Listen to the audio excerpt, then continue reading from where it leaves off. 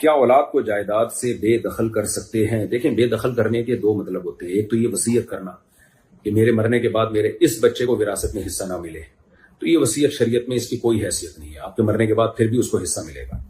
اور ایک بے دخل کرنے کا مطلب یہ ہوتا ہے کہ زندگی میں ہی اپنی جائیداد آپ نے سب بچوں میں ڈیوائڈ کر دی، ہینڈ اوور بھی کر دیا، قبضہ بھی دے دیا. قبضہ کیے بغیر ملکیت منتقل نہیں ہوتی اسلام میں. آپ نے قبضے میں بھی دے دی ان کو، اور اس میں ایک بچے کو آپ نے محروم کر دیا یا دو بچوں کو محروم کر دیا. تو پھر اس میں دیکھا جائے گا کیوں محروم کر رہے ہیں.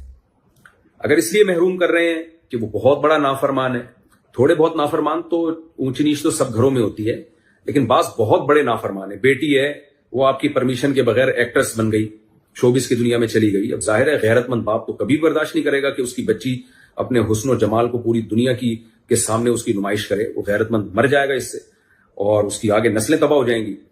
تو یہاں باپ یہ کر سکتا ہے کہ بھئی میں اپنی ساری جائیداد دنیا میں زندگی میں تقسیم کر رہا ہوں، اس کو محروم کر رہا ہوں. بیٹا ہے، وہ نشے میں لگ گیا ہے اور باپ کی مانتا نہیں ہے، اور وہ جو ہے اطاعت نہیں کرتا باپ کی، بہت زیادہ اس کو ستاتا ہے، کوئی بات نہیں مانتا. بعض بچے تو کمبخت اور ماں باپ پہ ہاتھ بھی اٹھاتے ہیں، ایسی اللہ کی پناہ ہے.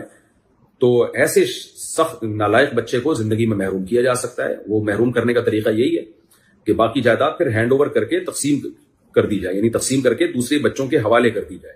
پھر ایک کو آپ محروم کر سکتے ہیں.